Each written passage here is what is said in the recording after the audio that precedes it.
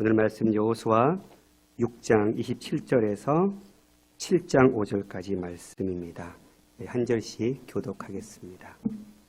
여호와께서 여호수아와 함께 하시니 여호수아의 소문이 그 온 땅에 퍼지니라.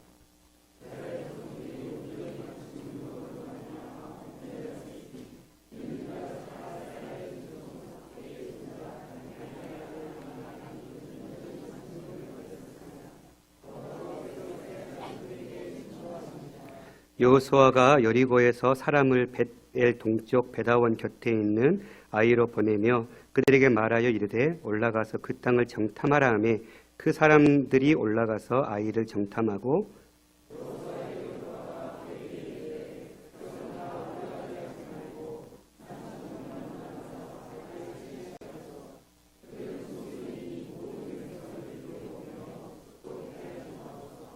백성 중 3,000명쯤 그리로 올라갔다가 아이 사람 앞에서 도망하니 이 사람이 그들을 36명쯤 쳐 죽이고 성문 앞에서 스바림까지 쫓아가 내려가는 비탈에서 쳤으므로 백성의 마음이 녹아 물같이 된지라. 아멘. 설교자가 설교를 준비하면 설교 시작하기 한 이틀 정도는 설교 원고를 빼는 작업을 하거든요. 너무 많은 것을 욕심 부리고 넣어놨던 거를 다시 하나씩 빼면서 전체 틀을 좀 간략하게 다듬는 시간대이거든요. 그런데 제가 지난 금요일부터 고열에 지금 시달려가지고 원고를 보지를 못했어요. 그 말은 오늘 설교가 좀 길어지겠다.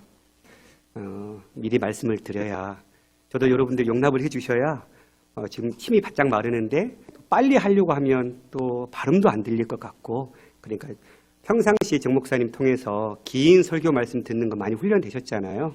그러니까 거기서 조금만 더 하겠다 생각하고 말씀 들어주시면 감사하겠습니다. 네, 여리고 전투가 외부의 적과의 싸움 전투였다면 이 아이성 전투는 내부의 적과의 싸움임을 성경은 이야기해주고 있습니다. 외부의 적보다 공동체 내부의 적이 훨씬 더 위험하고 치명적일 때가 참 많죠. 우리가 싸우는 영적 전투도 마찬가지입니다. 내 안의 죄성, 또 반복되어지는 죄의 문제들, 또 습관들, 이것들을 끊어내고 고치는 것이 훨씬 더 어렵죠. 외부의 환경이나 어려움보다 훨씬 힘든 싸움을 우리는 싸울 때가 참 많습니다. 그래서 그 싸움을 싸우면서 좌절도 하고 내 연약함을 보면서 실망도 하기도 하고, 그러나 다시 그 실망된 그 모습 그대로 또 주 앞에 나가서 위로를 얻기도 하고, 이게 우리의 삶의 패턴이 아닐까 싶습니다. 오늘 말씀을 살펴보면서 내부의 적과 어떻게 싸워야 승리할 수 있는지 깨닫는 시간이 되기를 소망합니다. 여러분, 여호수아가 요단강을 건너서 맨 처음 만난 성이 어떤 성이었습니까? 네, 여리고성. 그렇습니다. 그 여리고성, 난공불락과 같은 그 거대했던 성을 무너뜨리는 방법은 무엇이었습니까? 좀 길어서 말씀하기가 좀 곤란하시죠? 중요한 건 하나님께서 말씀하신 대로 순종하고 그대로 따랐어요. 원망하고 불평할 수 있고 이게 뭐야 할 수 있는데도 불구하고 모든 여호수아와 제사장들과 백성들이 또 군대가 한 마음으로 하루에 한 바퀴씩 일주일에 7일째에는 7바퀴를 돌고 나팔을 불었죠. 그렇게 해서 하나님께서 결코 무너지지 않을 것 같았던 여리고성을 무너뜨려 주셨습니다. 얼마나 신이 났겠습니까? 여러분이 이스라엘 백성이라면, 무너진 여리고성 앞에 서 있는 사람들이라면 그 흥분이 대단했겠죠. 우와, 진짜 우리가 믿는 하나님 대단하다. 야, 우리가 믿는 신앙이 정말 너무 탁월한데? 어쩜 우리가 그냥 한 7바퀴를 돌았을 뿐인데 어쩜 이런 일이 벌어지지? 아마 흥분을 감출 수가 없었을 것입니다. 6장 27절을 함께 보겠습니다. 같이 읽을까요? 시작. 여호수아의 소문이 그 온 땅에 퍼지니라. 저자는 이 일을 통해서 여호수아의 명성이 그 온 땅에 퍼져나갔다라고 설명하고 있습니다. 결코 무너지지 않을 것 같았던 여리고성이 와르르 무너졌으니 아마도 가나안 족속들은 마음이 그 소문을 듣고 벌벌 떨 수밖에 없었을 것입니다. 여기에서 주목해야 할 것은 여호수아의 명성이 어떻게 해서 그 온 땅에 퍼졌다고 했는데 그 명성이 어떻게 해서 퍼질 수 있었을까? 이 질문인 것 같습니다. 어떻게 여호수아의 명성이 온 땅에 퍼질 수 있었습니까? 여호와께서 함께 하셨기 때문에 그렇습니다. 여호와께서 여호수아와 함께하니 여호수아 이름이 온 땅에 울려 퍼졌습니다. 위대한 지도자라고 모세의 뒤를 잇는 참된 지도자라는 칭송을 받게 되었을 것입니다. 이것이 키인 것 같습니다. 우리가 승리할 수 있는 원동력의 키는 우리 능력이 아니라 하나님의 우리의 창조자이신 하나님을 의지하고 그분과 함께 동행할 때 주어진다는 사실입니다. 여리고성은 이 열쇠를 가지고 열었기 때문에 무너진 거였습니다. 사랑하는 성도 여러분, 우리도 각자의 삶 가운데 주님 맡기신 귀한 사명들을 이뤄가고 있죠. 그 사명들을 이뤄가는 과정 속에 우리도 여리고성과 같은 거대한 성을 무너뜨려야 할 때가 많습니다. 어떻게 하시겠습니까? 여러분의 경험과 여러분의 노하우를 총동원하고 여러분의 주변 사람들을 요청하고 보이는 환경을 의지하겠습니까? 저와 여러분도 이 키를 가지고 하나님이 나와 함께 하시면 내가 승리할 수 있다라는 이 키를 가지고 우리에게 주어진 사명의 길들을 열면서 나아가기를 소망합니다. 그런데 7장은 어떻게 시작하고 있습니까? 승리의 함성을 부르고 여호와의 영광을 찬양하고 있는 6장과는 달리 7장은 없어져야 할 비극의 내용으로 시작되고 있습니다. 7장 1절 같이 읽겠습니다. 시작. 이스라엘 자손들이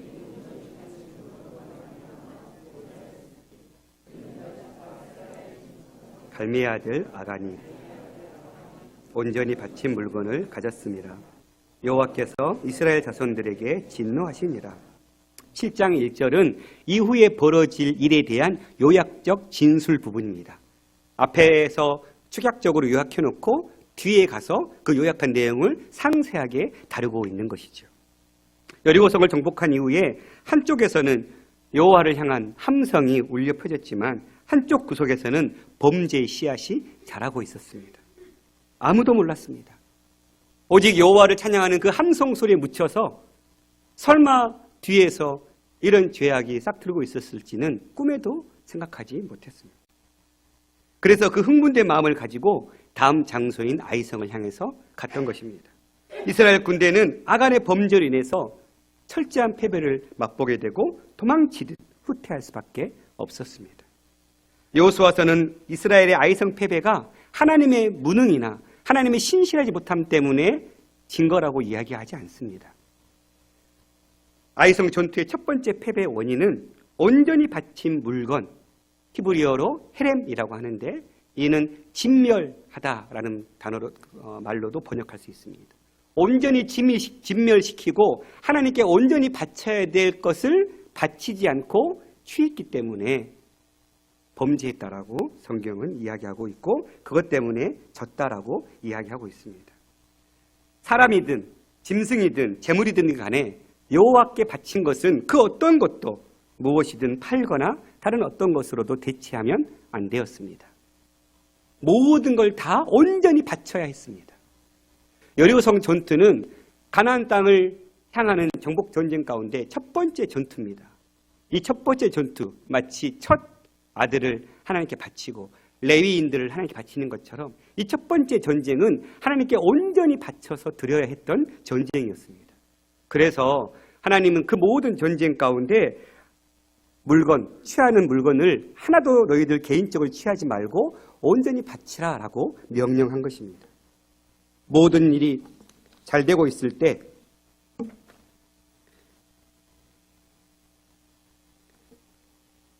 하나님께서 여리고성 가나안의 첫 번째 진멸 이 전쟁으로 인해서 하나님께 온전히 바치라고 명령한 것입니다. 특별히 여호수아 6장 18절 같이 한번 읽어볼까요? 시작. 너희는 온전히 바치고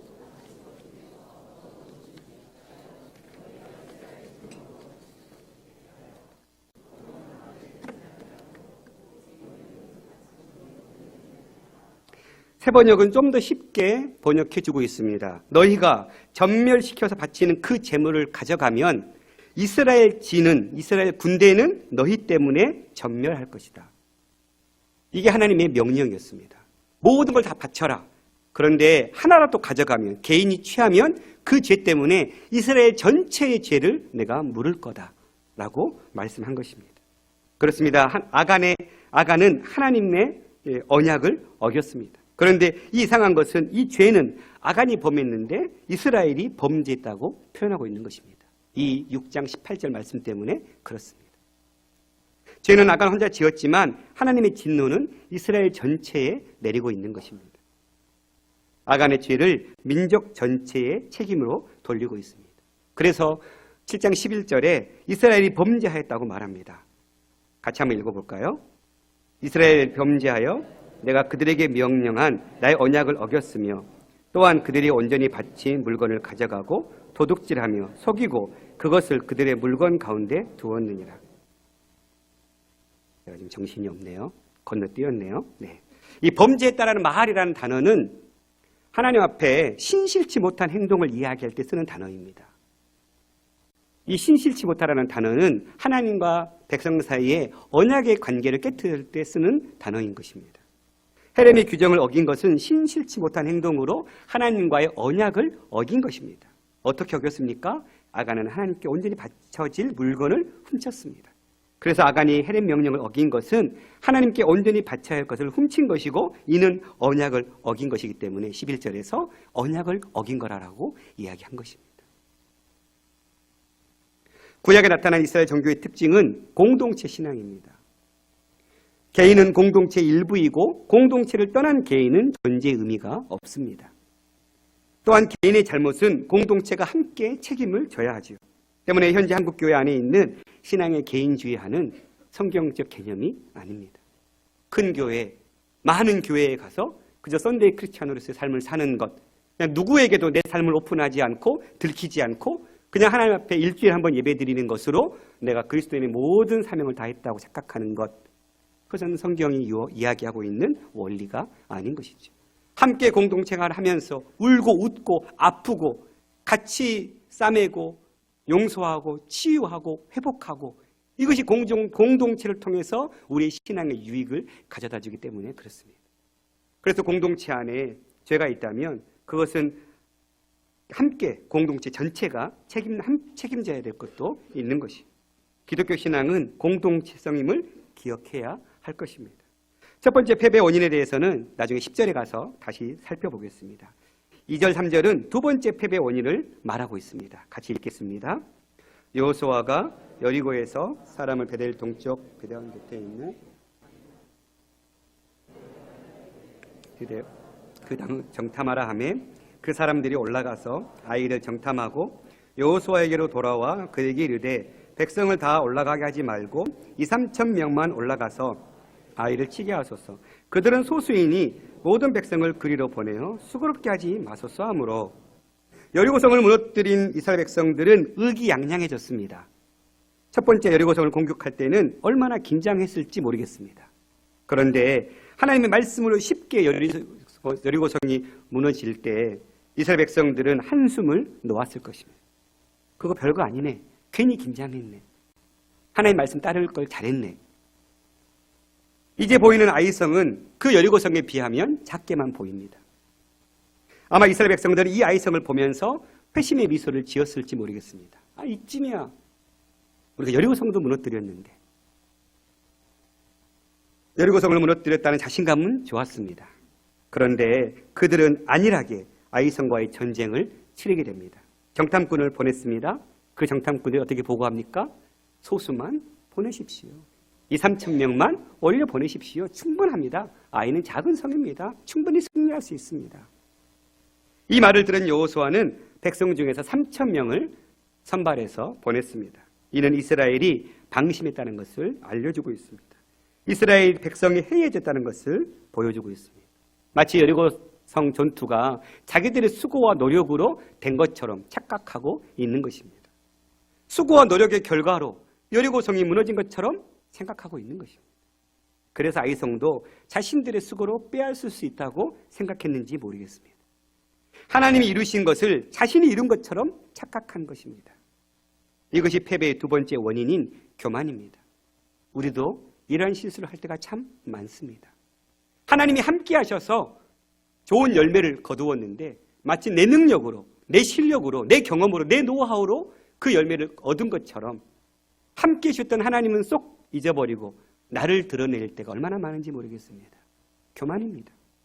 내부에 교만한 마음이 자리 잡았습니다. 이 교만은 하나님 없이 행하는 데까지 나아가게 됩니다. 하나님께 묻지 않고 여호수아는 자기 판단대로 결정해버립니다. 7장 2절을 다시 보시기 바랍니다.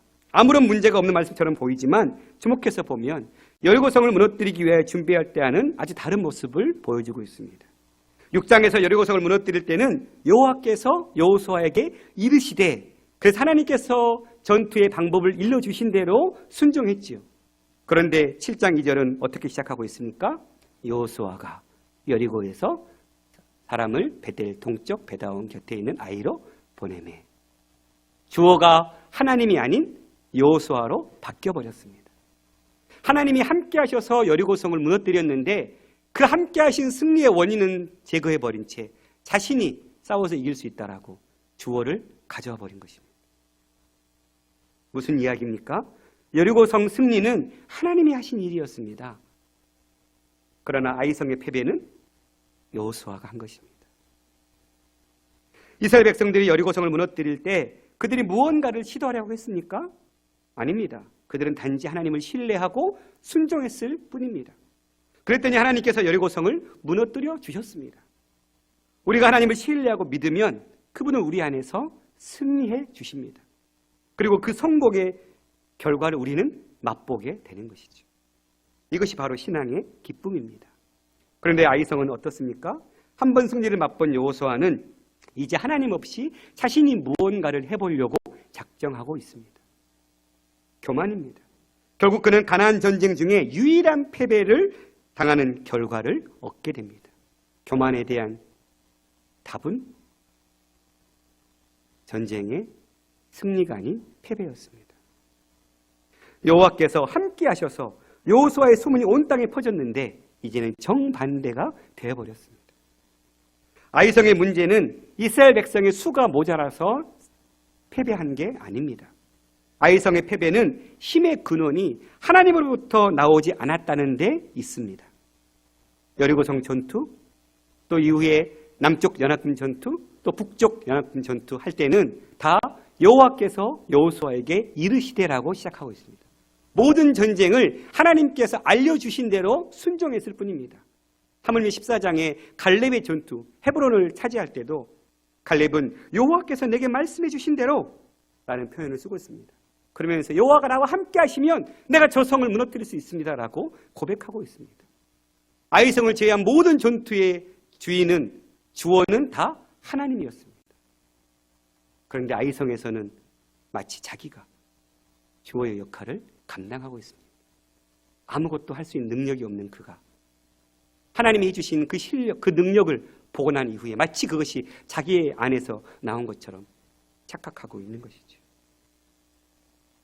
제 아무리 좋은 가전제품도 전원이 연결되어 있지 않으면 무용지물입니다. 아무리 양문형 냉장고가 있어도 정전돼 버리면 그 안에 있는 물건 다 녹아버리죠. 가전제품은 코드가 콘센트에 꽂혀 있어야 제 역할을 하는 것이죠. 아무리 낡은 가전제품이라 할지라도 콘센트에 꽂혀 있으면 제 할 일을 하는 것이죠. 크리스천의 힘은 우리의 외적인 환경에 달려있지 않습니다. 우리의 코드가 하나님께 연결되어 있느냐 그렇지 않느냐에 달려 있습니다. 믿으십니까? 우리의 모든 삶의 결정과 고민들이 힘의 근원이신 하나님께 연결되어 작동하고 있습니까? 이것을 다른 말로 겸손이라고 정의하고 싶습니다. 내가 할 수 있을 것 같은 작은 일들, 작은 결정들, 그러나 하나님이 함께해 주시기를 기대하고 하나님께 그 작은 것까지도 맡겨드리고 하나님 동행해달라고, 하나님 늘 함께 살던 것처럼 이번에도 함께해달라고, 반복되는 일이지만 하나님이 함께하지 않으시면 나는 승리할 수 없다고, 작은 것 하나 결정해도 그리할 때 하나님은 우리 가운데 역사하시는 것이죠. 이것이 우리 삶에 하나님께서 일하게 하시는 비결입니다. 하나님은 우리가 두 손 둘 다 들지 않으면 일하지 않으십니다. 나는 할 수 없다고, 나는 포기하겠다고, 그러나 하나님이 하시면 다시 일어설 수 있다고 하나님의 전적인 신뢰를 보내드릴 때, 그때서야 하나님은 이제 내가 일할 때가 됐구나, 이제 일해야 이놈이 그 주어진 결과를 자기의 노력이 아닌 나의 은혜로 되었다고 고백하겠구나, 그러시는 거죠. 저 여러분이 그런 삶을 살기를 소망합니다. 자신을 하나님의 콘센트에 연결시키지 않고서 일하려는 교만을 버립시다. 또한 나는 약하지만 우리 하나님은 강하시기 때문에 내 약함을 하나님의 콘센트에 연결시키면 하나님의 능력이 나타남에도 불구하고 그 코드를 연결시키지 않은 채 자신의 무능함을 원망하고 물질의 부족함을 원망하고 환경에 절망하는 어리석은 자들 또한 되지 않기를 원합니다. 세상에서는 하나님 없이 살아가는 것이 승리처럼 보이지만 우리 크리스찬의 삶은 우리가 하나님 안에 있느냐, 하나님 우리 편으로 만드느냐, 내가 하나님 편에 서느냐에 우리의 승리의 성패가 달려있는 것입니다. 미련해 보이지만 그것이 가장 승리의 최우선의 방법인 것입니다. 여리고성의 승리를 맛본 여호수아는 이제 자신이 무언가를 해보려고 시도합니다. 어떻게 되었습니까? 4절 5절에서 전투의 결과를 이야기해주고 있습니다. 백성 중 3,000명쯤 그리로 올라갔다가 아이 사람 앞에서 도망하니 아이 사람이 그들을 36명쯤 쳐 죽이고 성문 앞에서 스바림까지 쫓아가 내려가는 비탈에서 쳤으므로 백성의 마음이 녹아 물같이 되었다. 이스라엘 백성이 아이성 군대에게 엄청 터지고 후퇴하고 돌아왔습니다. 가나안에 들어가서 이스라엘이 수없이 많은 전쟁을 치르는데 유일한 패배를 기록한 전투. 아이성 말고는 패배를 당하지 않았습니다. 이 말은 아이성 전투를 통해서 깨닫는 것이 있었다는 것이죠. 또다시 어리석은 자신들의 힘을 의지하는 전투는 하지 않았다는 것이겠죠. 다윗은 밧세바의 사건이 승승장구할 때 일어난 사건이었습니다. 우리 또한 모든 일이 다 잘 되고 있을 때, 내 손으로 뭔가를 이뤘다고 자아도취에 빠져 있을 때, 나의 노하우와 경험으로 할 수 있다고 교만에 빠질 때가 가장 위험할 때입니다. 철저하게 겸손함으로 하나님께 맡겨드릴 수 있는 저희가 될 수 있었으면 좋겠습니다. 자아도취에 빠졌던 이스라엘이 어떻게 되었습니까? 그렇게 자신만만했던 이스라엘 백성의 마음은 무너져 내리기 시작했습니다. 난리가 났습니다. 수습이 안 됩니다. 감당이 안 됩니다. 가나안 족속들의 반응처럼 백성들의 마음이 녹아내리기 시작했습니다. 여호수아 5장 1절 같이 읽어보겠습니다. 요단 서쪽에 아모리 사람의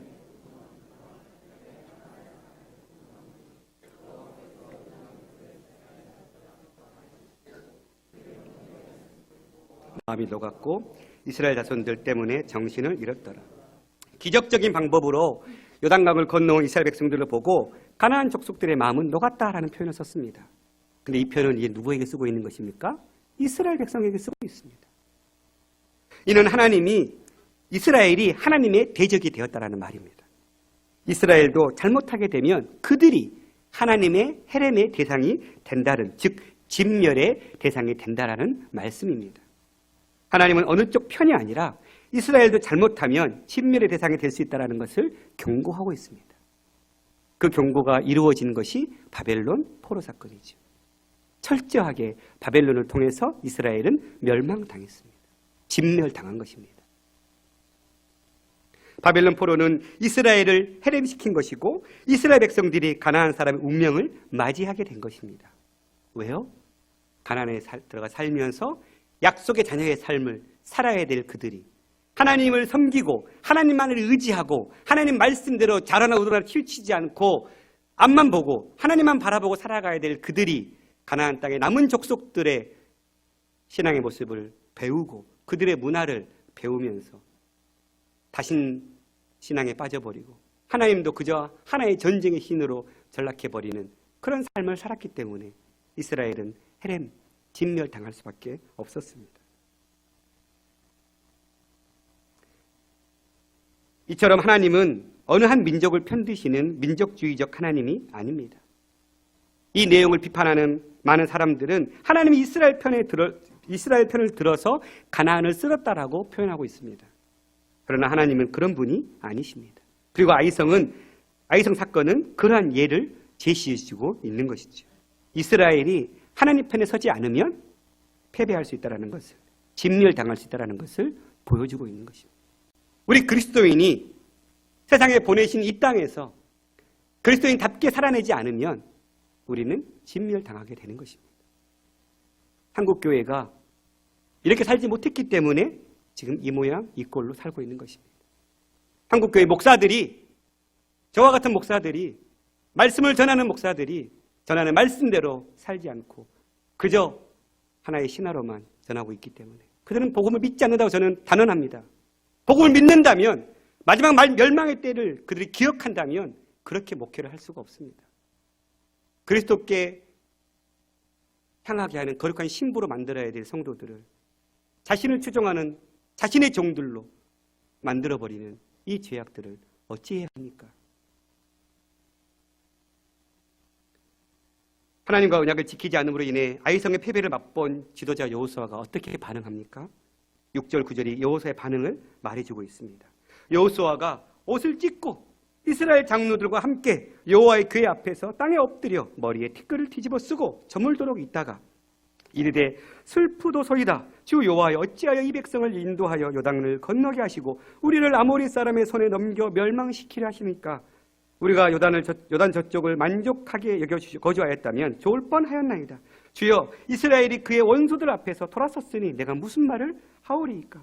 가나안 사람과 이 땅의 모든 사람들이 듣고 우리를 둘러싸고 우리 이름을 세상에서 끊으리니 주의 크신 이름을 위하여 어떻게 하시려 하나이까 하니.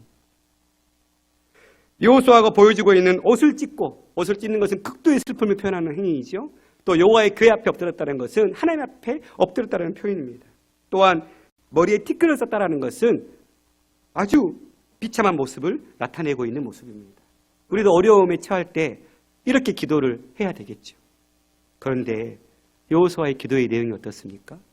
기도의 행위는, 드러나는 겉모습은 참 우리에게 옳은 방법을 제시해주고 있는데 그의 기도의 내용은 반면교사를 삼게 하고 있습니다. 모세 시절에 온 백성들이 원망하고 불평했던 그 기도를 똑같이 반복하고 있습니다. 어떻게 해서 가나안 땅에 들어왔는데, 어떻게 해서 요단강을 건너왔는데, 어떻게 해서 여리고성을 무너뜨렸는데 그 하나님은 온데간데 없이 슬프도소이다. 여호와여, 이 백성을 인도하여 요단을 건너게 하시고 우리를 아모리 사람의 손에 넘겨 멸망시키라 하시니까 하나님이 지금 아모리 사람 가나안 족속들에게 이스라엘 백성들을 멸망시키려고 지금 건너게 하셨어요? 아닙니다. 우리가 요단을 저쪽을 모세 시절에 정복했던 그 땅, 므낫세 반지파에게, 루벤 지파에게, 갓지파에게 배분해준 그 땅, 그러나 그 땅은 약속의 땅이 아닙니다. 엄연하게 따지면. 그런데 그냥 거기에 살게 했으면 좋았을 뻔했는데 왜 우리를 굳이 요단강을 건너게 하셔서 이스라엘이 주의 원수들 앞에서 돌아섰으니 내가 무슨 말을 합니까? 가나안 사람과 이 땅의 모든 사람들이 듣고 우리를 둘러싸고 우리 이름을 세상에서 끊어낼 것입니다. 여호수아는 지금 원망과 불평의 기도만 쏟아내고 있는 것입니다. 여호수아가 지금 해야 될 기도는 원망과 불평을 쏟아내는 기도가 아닙니다. 패배의 원인이 어디에 있는지, 무엇 때문에 패배했는지 하나님께 물어야 했습니다. 내가 놓친 게 무엇이 있는지, 내가 실수한 게 무엇인지 하나님께 물었어야 했습니다. 하나님이 약속의 땅을 주셨다고 하셨는데 내가 왜 여기서 못 취하게 됩니까? 내가 실수한 게 뭡니까? 내가 뭘 잘못했습니까? 어떻게 할까요, 하나님? 그렇게 기도해야 될 지도자가 똑같이 원망과 불평을 쏟아내고 있는 것입니다. 여호수아는 단순히 전쟁 이야기가 아닙니다. 바로 영적 전쟁의 이야기죠. 전쟁에는 언제나 작전이 있습니다. 하나님께서 여리고성을 무너뜨릴 때 우리에게 요구하는 것은 믿음의 작전이었습니다. 하나님께서는 믿음의 작전을 가지고 여리고성을 무너뜨렸습니다. 그렇다고 한다면 오늘 본문의 아이성을 무너뜨리는 것도 인간적인 작전이 아니라 하나님이 원하시는 방법으로 하나님의 작전으로 전투를 했어야 했던 것입니다. 그런데 여호수아는 그렇게 하지 않았습니다. 여호수아는 아이성에 쳐들어가기 전 정탐꾼을 보냈지만 적에 대하여 조사를 했지만 그러나 여호수아는 지금 헛다리를 짚고 아이성의 정탐꾼을 보내고 있는 것입니다. 제대로 된 적을 파악하지 못하고 있는 것입니다. 무슨 이야기입니까? 이스라엘 백성의 적은 외부에 있는 아이성이 아니었습니다. 여호수아는 눈에 보이는 적만을 바라보고 있었습니다. 그들 내부에 자라고 있는 교만과 불순종의 적은 깨닫지 못했습니다. 이스라엘 백성들이 패배한 이유는 적이 어디에 있는지 누구인지 알지 못했기 때문입니다. 백성들과 여호수아의 마음에는 교만이 싹트고 있었습니다. 그들이 한 것은 아무것도 없고 그저 하나님께서 말씀해 주신 대로 순종했을 뿐인데도 불구하고 마치 자신들의 능력으로 여리고성을 무너뜨린 양 자신감을 넘어서 하나님에 대한 불순종이 자라고 있었던 것이죠. 여리고성을 무너뜨리면서 한 사람, 이 아간이라는 사람이 시날산 외투 한 번, 은 200세겔, 50덩이의 금덩이를 취했기 때문에 6장 18절 말씀처럼 그것을 온전히 바치지 않으면 이스라엘 진 전체가 전멸당할 거다 했던 그 일이 일어나고 있는 것입니다. 다 몰랐습니다. 그러나 이 한 사람으로 말미암아 이스라엘 백성들은 아이성 전투에서 철저한 패배를 맛보게 됩니다. 별것 아닌 것처럼 보였던 싸움. 그러나 이것은 육적인 싸움이 아니죠. 영적인 싸움입니다. 영적인 싸움에서 사단은 우는 사자처럼 우리의 작은 허점을 가지고 쳐들어옵니다. 우리는 어떻습니까? 영적 전쟁에서 대적을 제대로 파악하고 있습니까? 보이는 외부의 적뿐만 아니라 우리 안에 있는 내부의 적을 잘 살피고 있습니까? 우리도 지금 영적 전쟁을 싸우고 있습니다. 이 땅에서 그리스도인으로 살아간다는 것은 영적 전투를 하는 군사의 삶을 사는 것입니다. 우리 각자에게 주어진 구획을 결승점을 향해서 끝까지 달려내는 것. 그러나 사단은 그 달려내지 못하도록 우리를 넘어뜨리려고 하나님께로부터 떨어지게 하려고 온갖 수단과 방법을 가리지 않고 찾아오는 것이죠. 이 땅에서 그리스도를 살아간다는 것, 많은 악한 영과 사단은 우리를 넘어뜨리고 할 때 우리는 그 사단에 대해서 싸워서 이겨내는 삶. 만약 악한 영이 우리를 접근할 때 자신의 모습 그대로 공격해 오면 우리는 다 이길 수 있고 다 피할 수 있을 것입니다. 그러나 악한 영과 사단은 우리를 공격할 때 위장된 모습으로 다가오고 있기 때문에 쉽지 않습니다.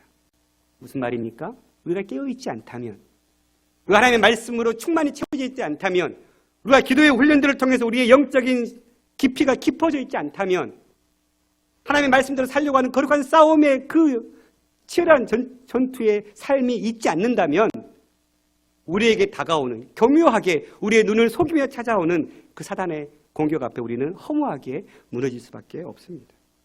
그래서 우리는 날마다 주님과의 깊은 교제를 가져야 합니다. 하나님의 말씀을 깨닫고 배우고 말씀대로 사는 일에 힘을 써야 합니다. 기도를 통해서 하나님의 뜻을 알고 하나님과 영적 소통의 깊은 자리에 나가야 합니다. 그래야 대적을 제대로 파악할 수 있기 때문에 그렇습니다. 예를 들어볼까요? 우리가 마음먹고 기도하기 시작하면 어떤 일이 벌어집니까? 그 기도를 방해하는 세력들이 나타나기 시작합니다. 그 세력이 남편일 수도 있고 아내일 수도 있고 자식일 수도 있고 함께 신앙생활하는 성도일 수도 있습니다.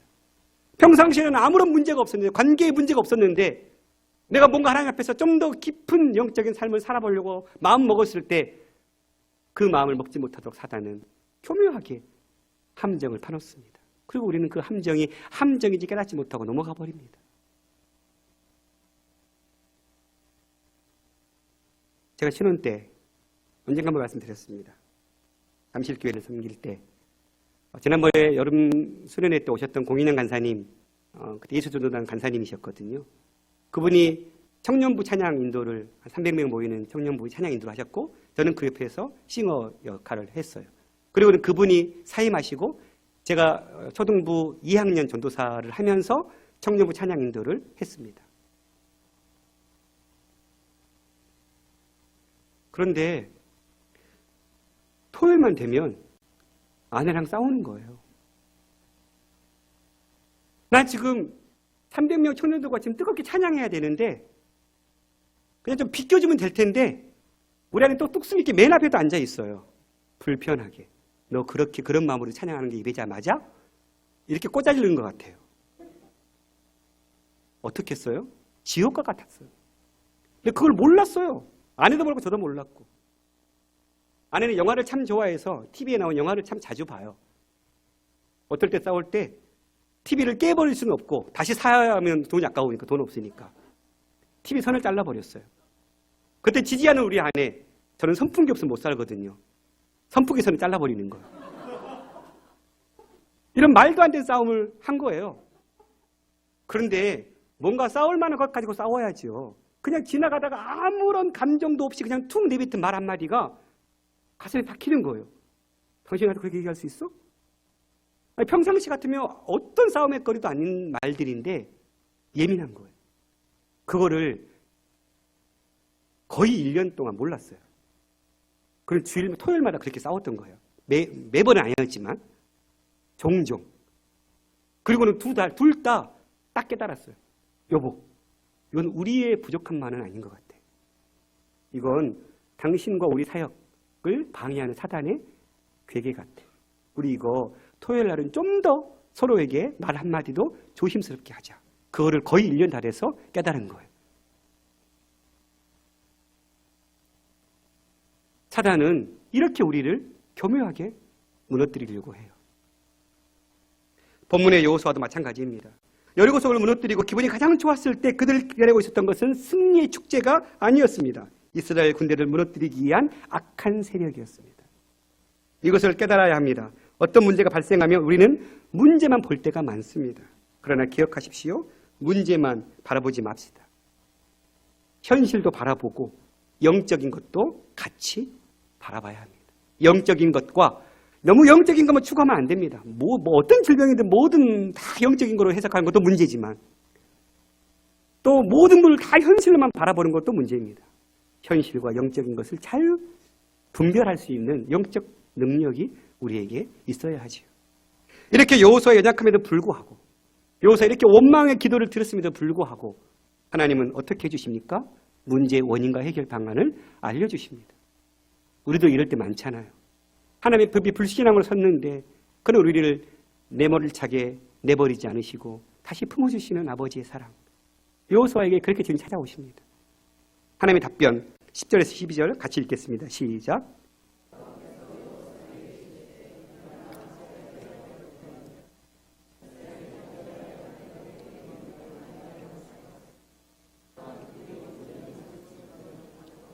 도둑질하며 속이고 그것을 그들의 물건들 가운데 두었느니라.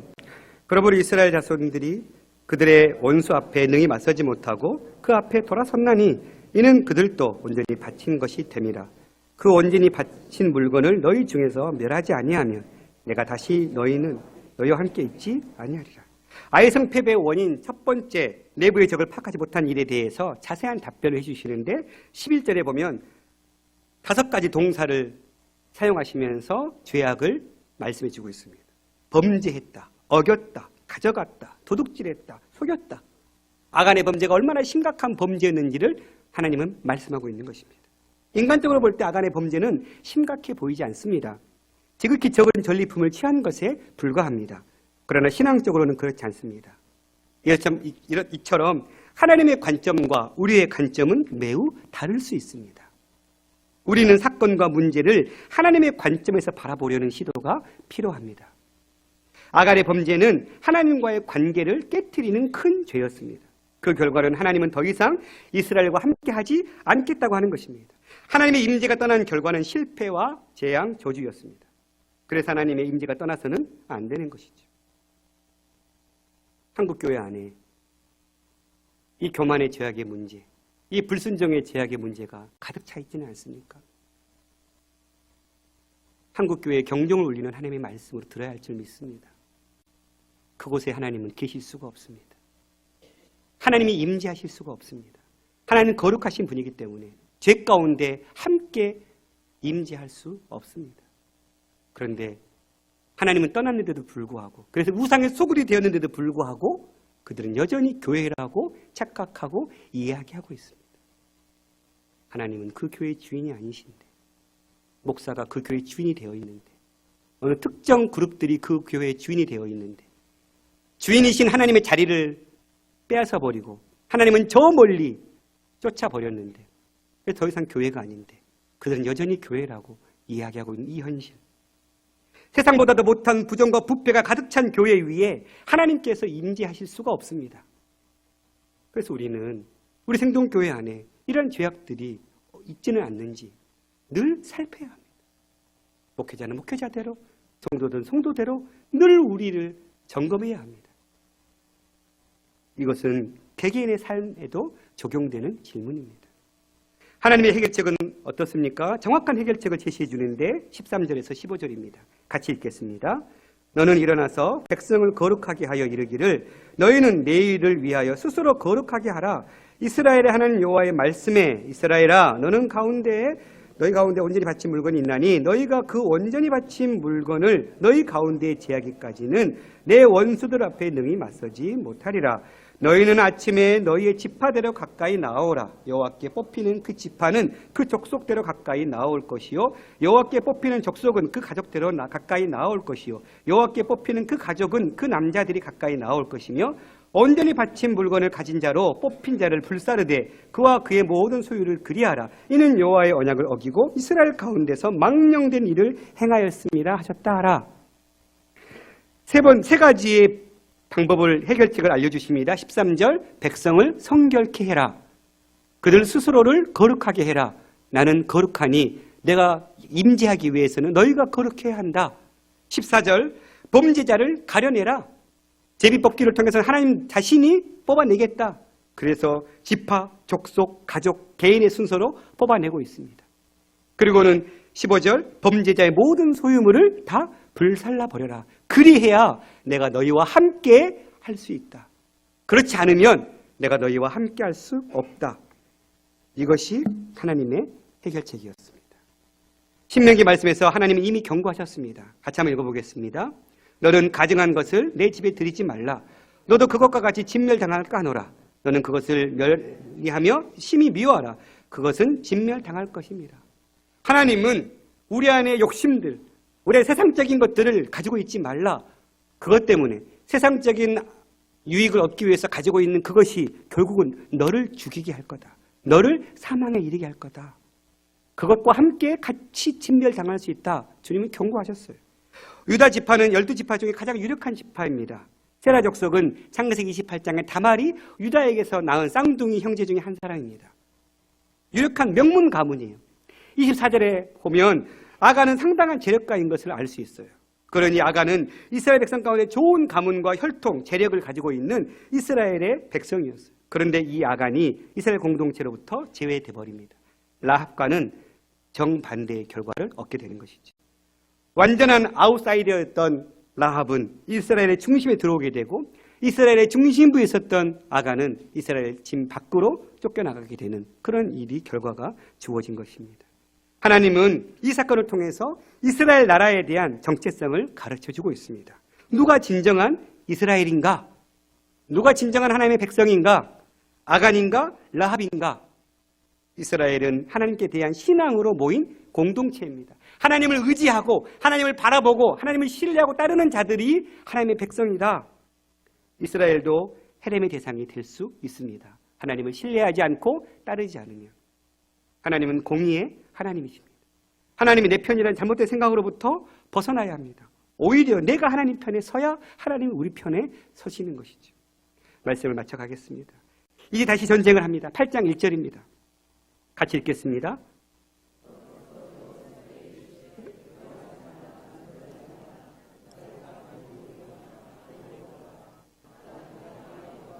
그의 백성과 그의 성읍과 그의 땅을 다 내 손에 넘겨주었습니다. 패배의 두 번째 원인이었던 여호수아가 주어가 아니라 주어가 바뀌었습니다. 누구로요? 여호와 하나님. 여호와께서 여호수아에게 이르시되. 이것이 승리의 비결입니다.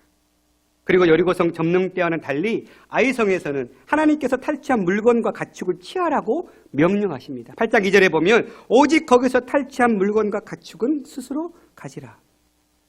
아간은 뭐 돼버린 거예요? 스스로 자기의 탐욕, 자기의 욕심을 절제했다면 하나님께서 하나님의 때에 필요한 모든 것을 채워주실 텐데 그것을 신뢰하지 못하고 믿지 못하고 자기가 취하려고 하다 보니 취하지도 못했을 뿐만 아니라 그 사건 때문에 자기 온 가족이 죽음에 이르게 되는 결과를 맞게 된 것입니다. 우리 이럴 때 있지 않습니까? 하나님의 때를 기다리지 못하고 우리 스스로가 움직여서 무언가를 얻으려고 하는 잘못된 생각들. 제가 신학대학을 들어가고 첫 번째 등록금은 타고 다니던 아벨라 차를 팔았습니다. 210만 원 나오더라고요. 딱 등록금 했어요. 두 번째 등록금은 아버지는 더 이상 부모님을 도와줄 상황도 안 되었고 큰형님께 찾아갔어요. 한번 도와주지. 그리고는 해결했어요. 그런데 그 다음부터 찔리기 시작한 거예요. 이게 내가 주의종 된다고 하는 이 길을 걷고 있는데 내가 이렇게 눈에 보이는 사람들을 의지하고 내 상황을 통해서 내가 해결하는 게 이게 옳은 일인가? 그걸 깨닫고 난 이후부터 이제 하나님께 매달리기 시작했어요. 당연한 거죠. 그래서 그렇게 잠실교회에서 찬양 인도할 때 7월 달 동안 원래에는 청년회 원래에는 한 달씩 하잖아요. 그게 원래잖아요. 근데 7월 달까지 아무도 발견하지 못하고 있다가 7월 달이 돼서야 청년부 담당 목사님이 아니 왜 박전도사는 청년부 찬양 인도한 거 돈 안 줬어? 공인영 간사님이 50만 원의 사례비를 받으셨던 거예요. 그럼 50만 원씩 계산 소급해서 줘야 되잖아요. 30만 원씩 소급해서 지급하라고 딱 210만 원 등록금이에요. 하나님 참 넘치게 주시는 않으세요. 필요한 만큼 주시지. 신혼 때 방 한 칸에 큰 부엌이 있는 상가 건물 4층에 살았어요. 근데 같이 공부한 동생이 고아 출신이에요. 부모가 안 계세요. 그래서 서울에서 공부하는데 여기저기 떠돌면서 공부하는 거예요. 안정된 숙소가 없으니까. 그래서 아내한테 그냥 툭 던졌어요. 여보, 같이 공부하는 동생 중에 집이 없어가지고 이렇게 떠도는 친구가 있는데 우리 여기 부엌 큰데 부엌에다 커튼 쳐놓고 같이 살면 안 될까? 그랬더니 우리 아내도 참 대단해요. 그래? 아니 다 큰 사내 아이를 그 신혼 삶을 살고 있는데 그래서 나중에 알았어요. 동기들이 그 친구에게 너 이놈의 새끼 너 지금 본 신혼집에 가가지고 말이 되냐 너 지금 아무리 오라고 그래도 네가 안 간다고 버텨야지 어떻게 갈 수가 있냐고 되게 미워했더라고요. 전 몰랐어요. 저는 제가 그 친구의 까마귀가 되어주려고 그 친구를 품은 거예요. 나도 누군가의 까마귀가 되어줘야 되니까. 그런데 웬걸요? 또 등록금을 내야 되는데 하나는 안 주셔요. 신학교는 보통 한 번 이게 1회, 2회가 이렇게 나눠져 있거든요. 마지막 2회 때까지 돼도 안 주셔서 계속 버티고 있었어요. 그 친구가 전화를 했어요. 형님, 등록금 됐어요? 아니, 아직도 하나 안 주시네? 근데 잠깐 나오래요. 나갔어요. 그랬더니 두툼한 봉투 하나를 줘요?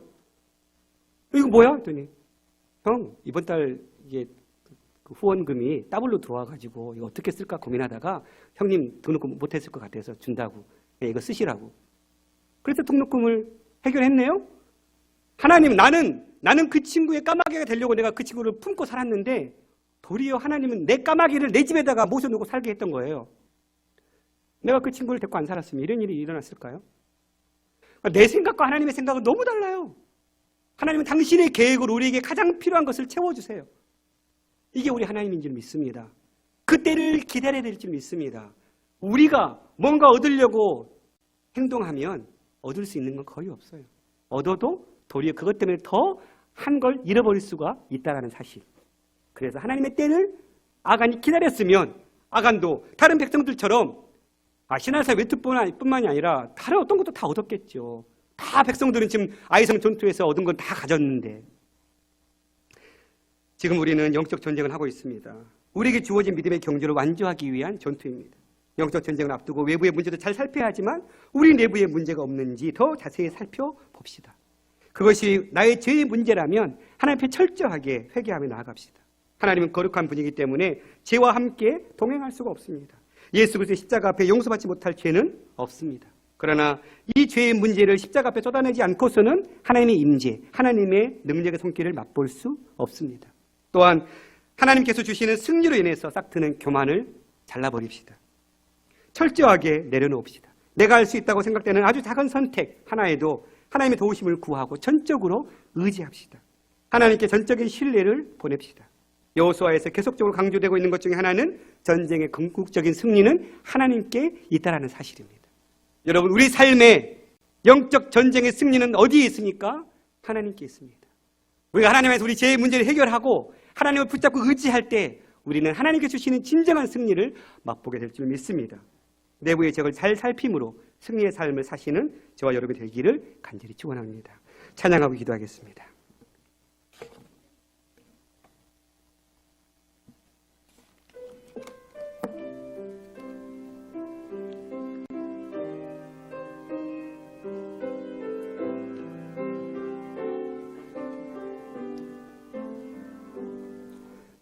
보라, 너희는 두려워 말고 보라, 너희를 인도한 나를 보라, 너희는 지치지 말고 보라, 너희를 인도한 나를, 너희를 치던 적은 어디 있느냐, 너희를 억누르던 원수는 어디 있느냐.